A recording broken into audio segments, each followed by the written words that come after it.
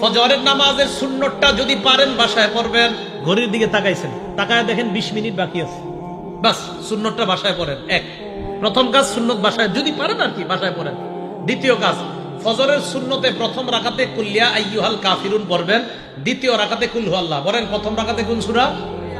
আইয়ুহাল কাফিরুন, দ্বিতীয় রাকাতে কুল হু আল্লাহু আহাদ। নবীজি মসজিদে আসছে, এক সাহাবা নামাজ পড়তেছে, আল্লাহু আকবার। তো নামাজে সূরা ফাতিহা পড়ার পর উনি আস্তে আস্তে পড়তেছে কুল্লিয়া আইয়ুহাল কাফিরুন প্রথম রাকাতে।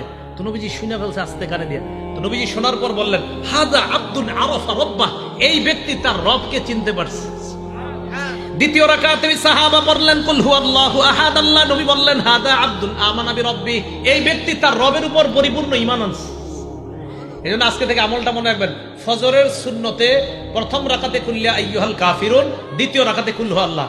আরেকটা সুন্নতে আমলটা করবেন, বলবো? মাগরিবের পরের সুন্নতে প্রথম রাকাতে কুল্লিয়া আইয়ুহাল কাফিরুন, দ্বিতীয় রাকাতে কুল হু আল্লাহ যদি পারেন। বাকি ফজরের সুন্নতে প্রথম রাকাতে কুল্লিয়া আইয়ুহাল কাফিরুন, দ্বিতীয় রাকাতে কুল হু আল্লাহ। এটার দ্বারা কি উদ্দেশ্য জানেন?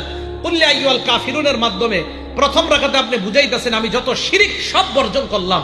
দ্বিতীয় রাকাতে কুল হু আল্লাহ পড়ার মাধ্যমে বলতেছেন আমি আল্লাহর একত্ববাদ স্বীকার করে আমার দিন শুরু করলাম। আরেকটা আমল যদি পারেন, যদি সম্ভব হয়, এটা ওলামারা পারবে, আপনারা যদি পারেন আর কি, কোরআন শরীফ মুখস্থ সাধারণদের মধ্যে মুখস্থ করার একটা আয়াত মুখস্থ করতে পারবেন না ইনশাআল্লাহ? সূরা বাকারার 136 নম্বর আয়াত ফজরের প্রথম রাকাতে মাঝে মাঝে, সূরা বাকারার 136 নম্বর আয়াত, আল্লাহ বলেন কুলু আমান্না বিল্লাহি ওয়া মা উনজিলা ইলাইনা ওয়া মা উনজিলা ইলা ইব্রাহিমা ওয়া ইসমাঈলা ওয়া ইসহাকা ওয়া ইয়াকুবা ওয়াল আসবাতি ওয়া মা উতিয়া মূসা ওয়া ঈসা ওয়া মা উতিয়ান নাবিয়্যুনা মির রাব্বিহিম লা নুফাররিকু বাইনা আহাদিন মিনহুম ওয়া নাহনু লাহু মুসলিমুন। এটা এক রাকাতে, ফজরের প্রথম রাকাতে। ফজরের নামাজের দ্বিতীয় রাকাতে পড়বেন সূরা আলী ইমরানের 64 নম্বর আয়াত।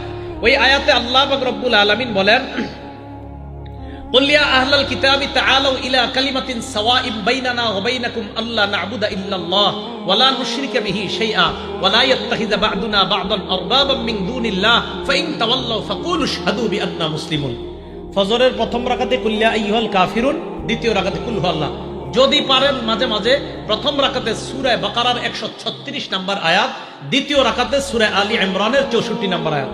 তাহলে এবার আসেন, প্রথম গেল ফজরের সুন্নত, বেশি সময় থাকলে ঘরে পড়ে নেবেন। দ্বিতীয় নম্বরে গেল প্রথম রাকাতে কুল্লিয়া আইয়ুহাল কাফিরুন, দ্বিতীয় রাকাতে কুল হু আল্লাহ। যদি পারেন মাঝে মাঝে প্রথম রাকাতে সূরা বাকারার 136 নম্বর আয়াত, দ্বিতীয় রাকাতে 64 নম্বর, মুসলিম শরীফের হাদিসে আছে আলী ইমরানের 64 নম্বর আয়াত।